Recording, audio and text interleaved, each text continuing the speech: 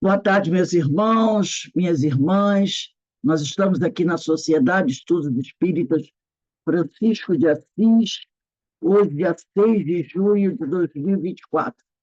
Nesse horário, nós estudamos essa obra, Primícias do Reino, uma psicografia de Oswaldo Pereira Franco, pelo espírito de Amélia Rodrigues. E nós estamos estudando o capítulo 4, que fala de Nicodemos, o amigo. Antes de iniciarmos nosso estudo, eu vou pedir para a Carmen. Carmen, por favor, minha amiga, faz a prece de abertura. Sim.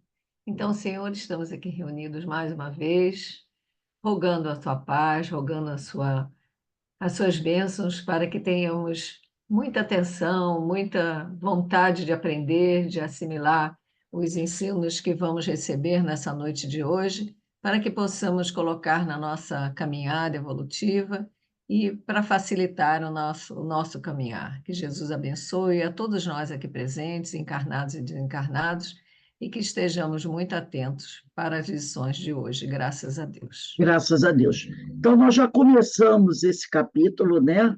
Já estamos mais avançados nele. E aqui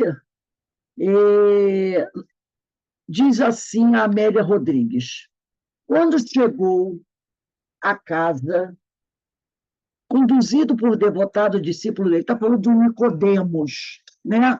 Todo mundo que está acompanhando o estudo sabe que ele estava falando aqui do doutor da lei, Nicodemos, que pediram uma entrevista, né, uma audiência, vamos dizer assim, uma oportunidade de conversar com Jesus. E Jesus aceitou, e ele foi até lá, né, num horário lá reservado, de forma que ninguém soubesse que ele, o doutor da lei, estivesse buscando falar com Jesus.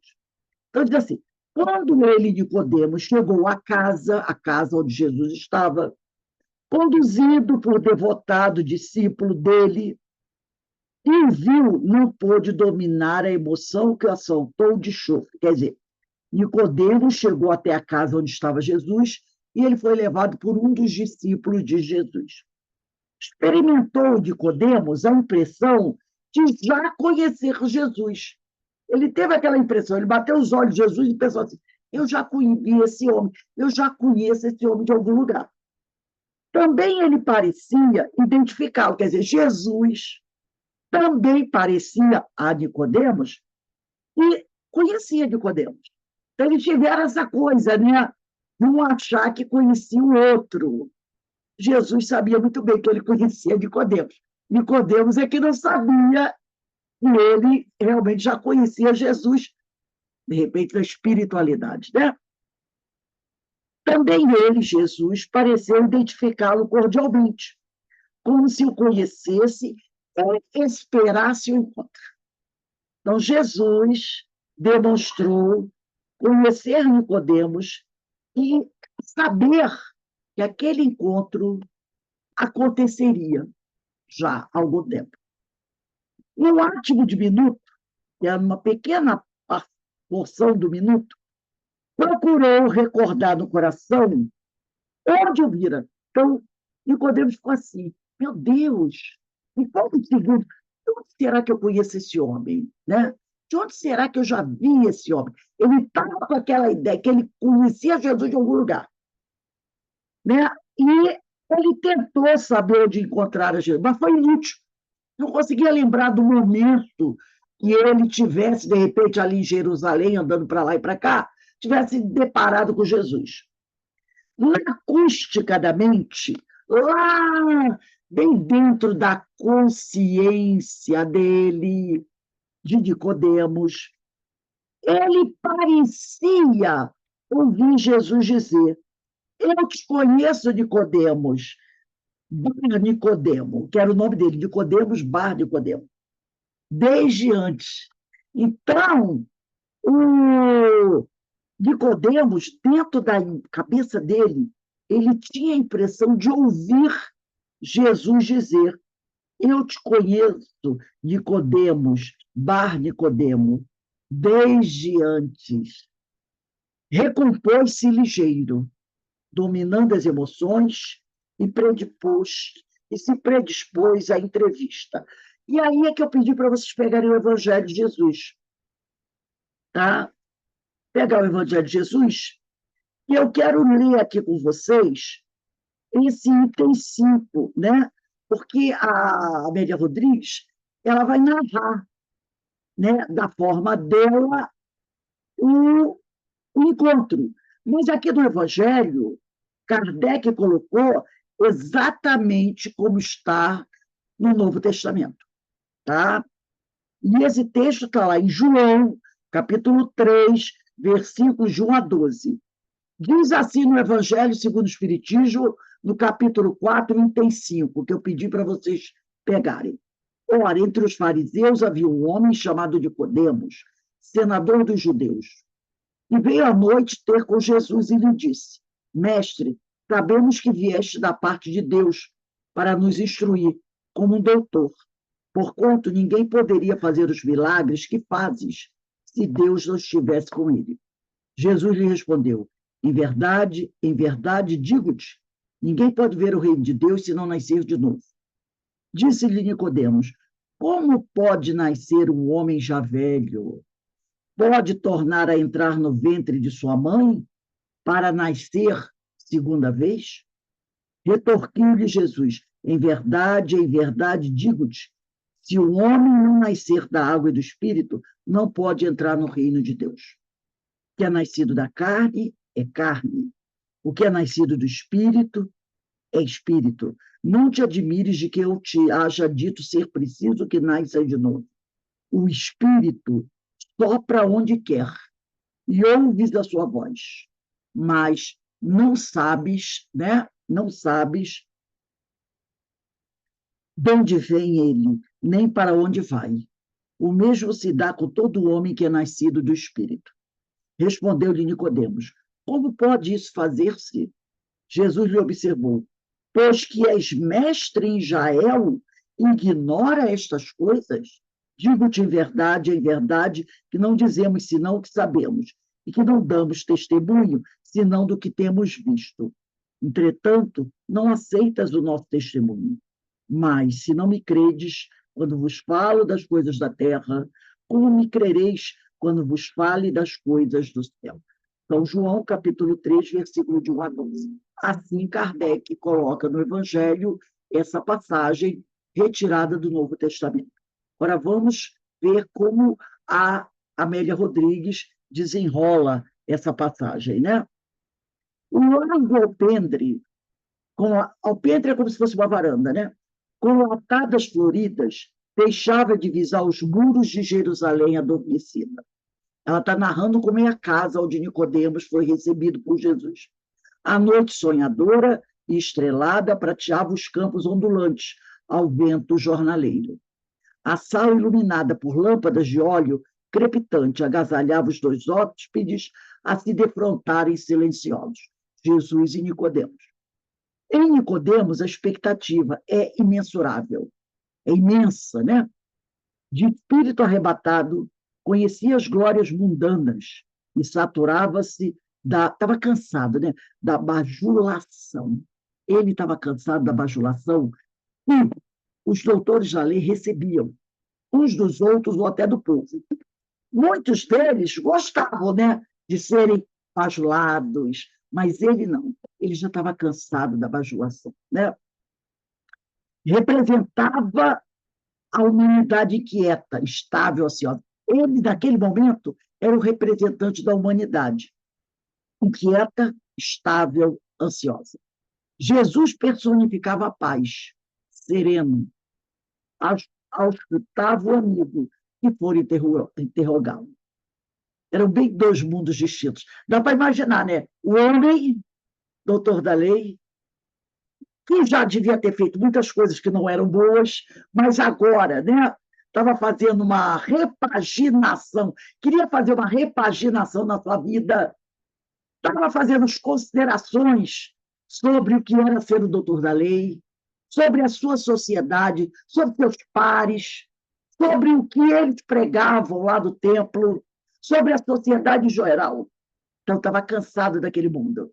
E, do outro lado, o homem sereno, inabalável, que sabia tudo o que se passava com Nicodemos. Sabia tudo, né? Então, eram duas realidades diferentes, uma de frente para a outra. O encontro dessas duas realidades, né? Desses dois mundos distintos, mundos totalmente diferentes, né? O mundo de Jesus era um, o mundo de Nicodemos era outro. E, nesse momento, esses mundos vão se encontrar. Sem mais poder dominar o corcel das emoções desordenadas, o doutor da lei indagou. Ele estava muito ansioso, nervoso, né? E o doutor da lei perguntou para Jesus: Rabi, bem sabemos que é mestre vindo de Deus. Olha aí, ele mostra que ele sabe quem Jesus é. Não comparando, é claro, Nicodemos com isso que eu vou dizer, mas lembra dos obsidiados gadarenos? Os espíritos que estavam obsediando aqueles homens também sabiam quem Jesus era. Tanto que eles dizem: o que queres conosco, filho de Deus, filho do Altíssimo? Eles sabiam quem era Jesus. E pergunta a Jesus: por que veio antes da hora dos perturbar? Mas eles identificam Jesus.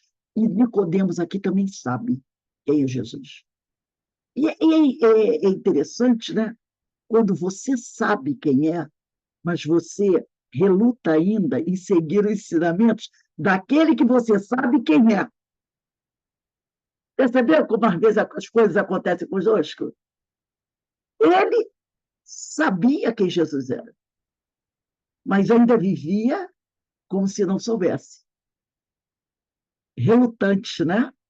Quer dizer, eu sei o que é bom para mim, mas o que é bom para mim ainda vai de encontro às coisas que eu gosto e que não são boas para mim.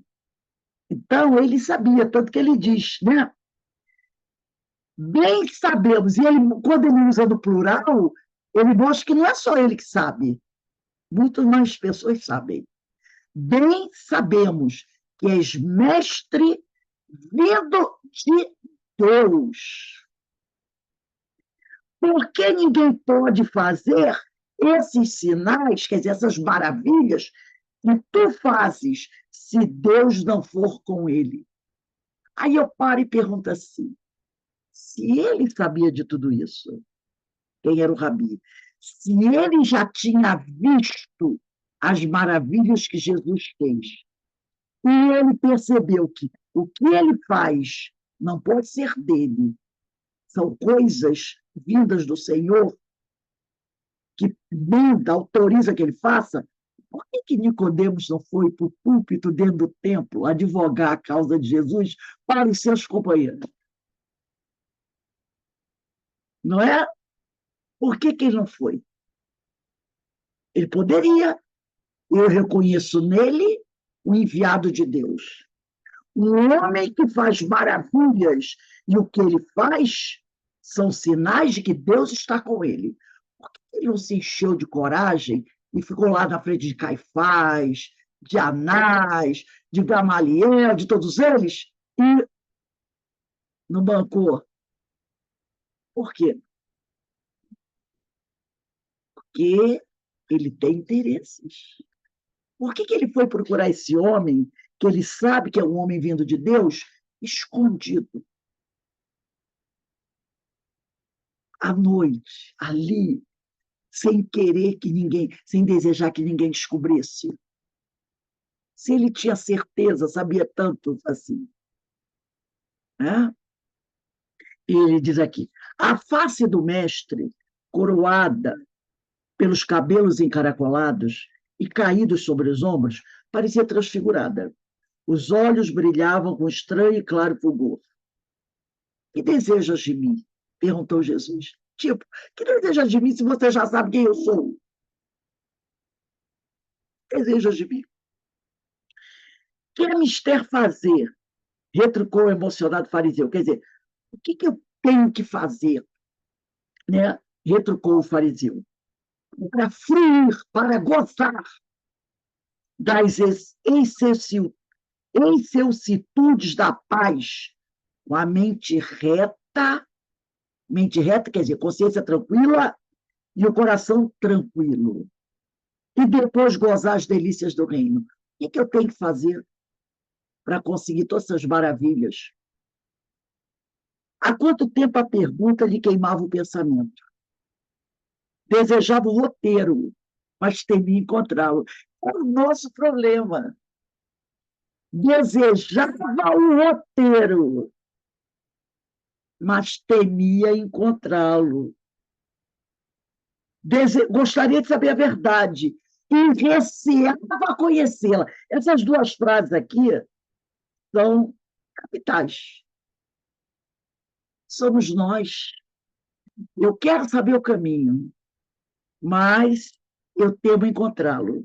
Eu quero saber a verdade, mas eu receio conhecê-la, porque eu sei que terei que fazer mudanças, renúncia.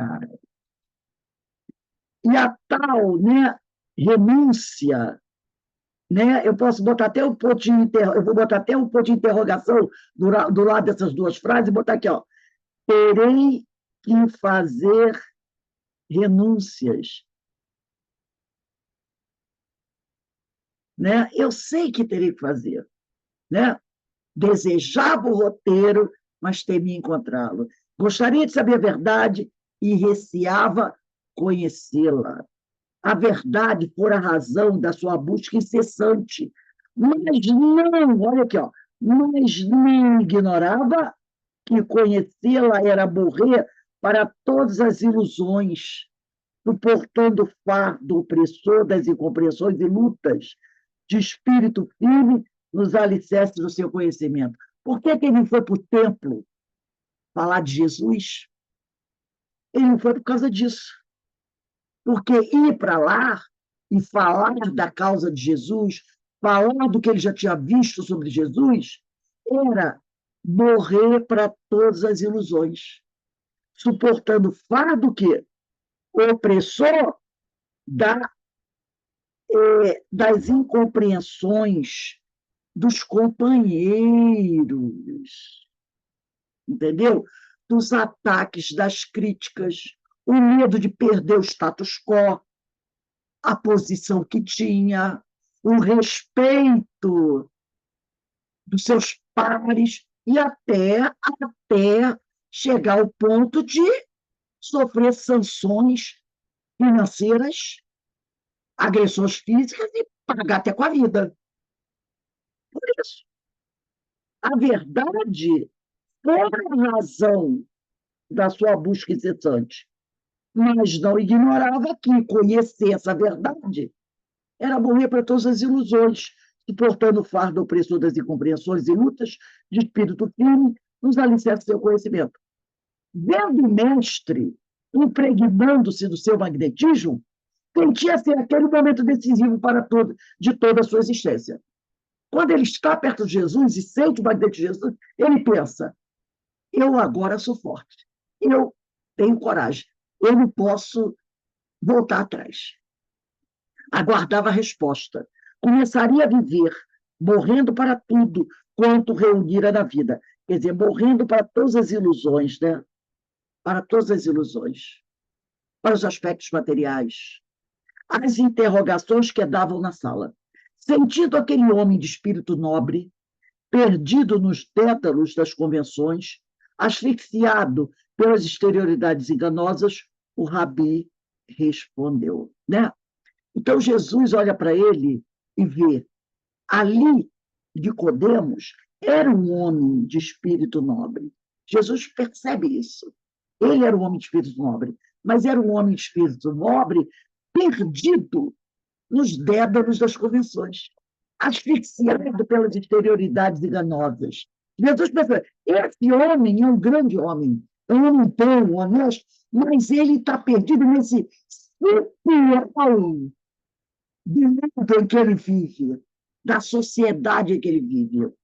Na verdade, te digo de Jesus, que aquele que não nascer de novo não pode ver o reino dos céus, do reino de Deus, né? A resposta era complexa e profunda. E seria nascer de novo, pensou e sem cobrar fôlego interveio. Como pode um homem nascer sendo velho? Ele era velho para a época, né? Devia ter seus 40 anos, um pouco mais. Tanto que ele era um dos mais jovens do templo, né? Então devia ter uns 40 anos. Como pode um homem nascer sendo velho? Como é que ele, já sendo velho para a época, né, poderia nascer de novo? Porventura, pode tornar a entrar no ventre de sua mãe e nascer? Ele teria que entrar de novo na barriga da mãe dele e nascer? O mestre fitou demoradamente. Nicodemos sentiu-se embaraçado. Vamos pegar a Fonte Viva? Capítulo 56.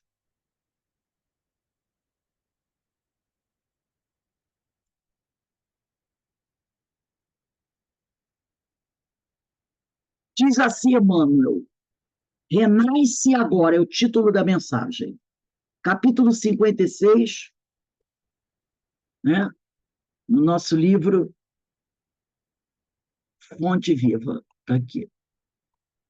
Fonte Viva, capítulo 56, psicografia de Francisco Cândido Xavier, pelo espírito de Emmanuel.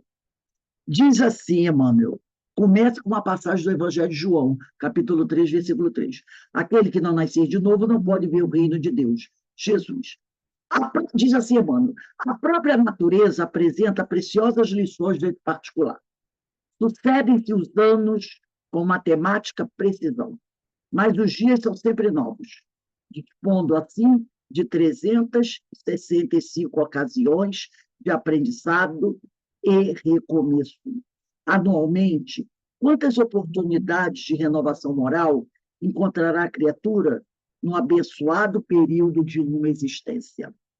Conserva do passado o que for bom e justo, belo e nobre, mas não guardes do pretérito os detritos e as sombras, ainda mesmo quando mascarados de encantador revestimento. Faze por ti mesmo, nos domínios da tua iniciativa, pela aplicação da fraternidade real, o trabalho que a tua negligência atirará fatalmente sobre os ombros de teus benfeitores e amigos espirituais. Cada hora que surge pode ser portadora de reajustamento. Se é possível, não deixes para depois os laços de amor e paz que podes criar agora, em substituição às pesadas algemas do desafeto. Não é fácil quebrar antigos preceitos do mundo ou desenovelar o coração a favor daqueles que nos ferem, né? Entretanto, o melhor antídoto contra os tóxicos da aversão é a nossa boa vontade, a benefício daqueles que nos odeiam ou que ainda não nos compreendem. Enquanto nos demoramos na fortaleza defensiva, o adversário cogita de enriquecer as munições, mas se descemos a praça desassombrados e serenos, mostrando novas disposições na luta, a ideia de acordo substitui, dentro de nós e em torno de nossos passos, a escura fermentação da guerra. Alguém te magoa? Reinicia o esforço da boa compreensão. Alguém te não entende? Persevera em demonstrar os intentos mais nobres. Deixa-te reviver cada dia na corrente cristalina e incessante do bem. Não ouvides, quer dizer, não esqueças a assertiva do mestre. Aquele que não nascer de novo não pode ver o reino de Deus. Renasce agora em teus propósitos, deliberações e atitudes, trabalhando para superar os obstáculos que te cercam e alcançando a antecipação da vitória sobre ti mesmo no tempo. Mas vale auxiliar ainda hoje que ser auxiliado amanhã. Então, Emmanuel, aqui, de forma belíssima, nos ensina o que é nascer de novo. Não é? Então, isso aqui, ó. Que seria, Nicodemos perguntou para Jesus, que seria nascer de novo? Pensou e, sem cobrar fôlego, interveio. Como pode um homem, né? Como pode um homem nascer de novo, sendo velho? Porventura pode tornar a entrar no ventre de sua mãe e nascer? Não, é fazer isso aqui. Emmanuel disse no capítulo 56 do livro Fonte Viva. Isso que é o nascer de novo. Essa página merece que a gente leia mais vezes, né? Ele ensinou para a gente o que é nascer de novo. Linda, essa página linda, né? Vamos voltar aqui, Emmanuel Espetáculo, né? Vamos voltar aqui para o nosso Amélia Rodrigues. Quando? Aí Jesus vai explicar para o doutor da lei o que é nascer de novo, o que Emmanuel explicou para a gente agora. Quando me refiro a nascer de novo, prosseguiu o Rabi, desejo elucidar quanto à necessidade de nascer da água e do espírito. O que é nascido da carne é carne, e o que é nascido do espírito é espírito. Não te maravilhes de ter dito, necessário te é nascer de novo. O espírito sopra onde quer, e ouves a sua voz, mas não sabes de onde vem nem para onde vai. Assim é todo aquele que é nascido do espírito. Está lá no Evangelho segundo o Espírito, capítulo 4, item 9. Estranha informação da forma como Jesus falou para Nicodemos, parece uma coisa enigmática, né? Nicodemos pensa, então os fariseus, os esseus estavam informados quanto ao reino de Deus? Também eles falavam, como os antigos, e a tradição a respeito do renascimento? Agora vamos pegar o caminho Verdade e Vida. Né? Vamos lá, no caminho Verdade e Vida, de psicografia de Francisco Cândido Xavier. Eu falei com ela. No Eu falei capítulo com ela. 110, deixa eu ver, alguém está com o microfone aberto aí, gente. Deixa eu fechar o microfone aqui, peraí. Capítulo 110, tá? Vamos lá. Diz assim no capítulo 110. Vidas sucessivas. Não te maravilhes de haver dito, necessário vos é nascer de novo. João, capítulo 3, versículo 7. A palavra de Jesus a Nicodemos foi suficientemente clara. Desviá-la para interpretações descabidas pode ser compreensível no sacerdócio organizado. Atento às injunções da luta humana, mas nunca dos espíritos amantes da verdade legítima. A reencarnação é lei universal. Então, Jesus está falando para ele sobre reencarnação. É preciso nascer de novo. O que nasce da carne é carne, nosso corpo. O que é nascido do espírito é espírito, é o ser imortal. Sem ela, sem a reencarnação, a existência terrena representaria turbilhão de desordem e injustiça, à luz de seus esclarecimentos. Entendermos todos os fenômenos dolorosos do caminho à luz da reencarnação, não ficam dúvidas para a gente sobre as dificuldades, os sofrimentos, os obstáculos que nós enfrentamos ao longo das inúmeras existências. Alguém tem dúvida? Não.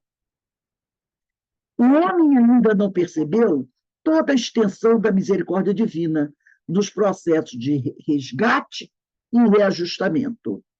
Entre os homens, o criminoso é enviado a penas cruéis, até, né, seja pela condenação à morte ou aos sofrimentos prolongados.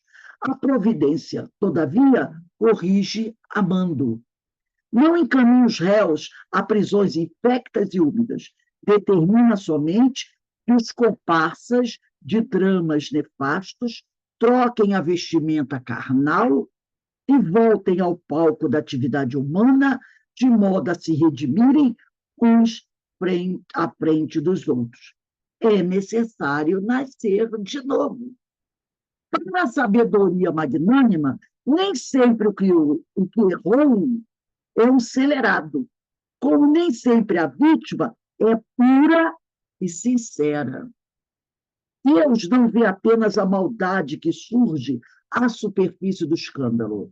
Conhece o mecanismo sombrio de todas as circunstâncias que provocaram o crime. O algoz integral, como a vítima integral, são desconhecidos do homem. O pai, contudo, identifica as necessidades de seus filhos e reúne-os periodicamente pelos laços de sangue ou na rede dos compromissos edificantes, a fim de que aprendam a lei do amor entre as dificuldades e as dores do destino, com a bênção de temporário esquecimento. Outro texto maravilhoso, né? Mostrando aqui por que é necessário nascer de novo. É para isso, né? É necessário nascer de novo. E o Senhor nos dá outra vestimenta, com a misericórdia do esquecimento. Voltando aqui a Amélia Rodrigues. Sabia, né? O nosso companheiro de Podemos, sabia que dos mistérios egípcios, além da metempsicose, a metempsicose é aquela ideia de que você pode reencarnar como um animal, né? Com que se ameaçavam os maus, porque lá, entre os egípcios, tinha essa coisa, né? Se você é mau, você pode reencarnar como uma cobra, como uma serpente, como um crocodilo, né? Ele sabia que, dos mistérios egípcios, além da metempsicose com que se ameaçavam os maus, os sacerdotes falavam aos iniciados sobre os diversos avatares do espírito, para se despojarem dos crimes e imperfeições. Seria então esse nascer de novo, igual ao da doutrina das vidas sucessivas, a que se reportavam os hindus e os gregos? Parecia-lhe lógica a necessidade de renascer, pagar numa vida os débitos angariados noutra, refazer o caminho percorrido, retificando erros, corrigindo arestas. Não podia, no entanto, perder-se em cismas. Como se despertasse do ensinamento, indagou, procurando robustecimento. Como pode ser isto? E aí Jesus responde: És mestre em Israel, retorquiu Jesus, e não sabes isto? Todos os que compulsam os velhos pergaminhos conhecem a trilha da evolução. Dizemos o que sabemos e testificamos o que vimos, e não aceitas o nosso testemunho. Essas são informações do currículo terreno. Outras, poderia dizê-las, celestiais, mas não as compreenderia. Lembra? O espírito é imperecível e, na sua jornada infinita, estaciona para refletir e recomeça para ascender. Os compromissos não regularizados ou complicados, hoje, amanhã, serão ressarcidos. Então, aqui, olha esse trecho aqui. E Jesus pergunta para ele: Você é mestre em Israel? E lá, os profetas já tinham falado sobre isso. Os profetas antigos já falavam sobre isso,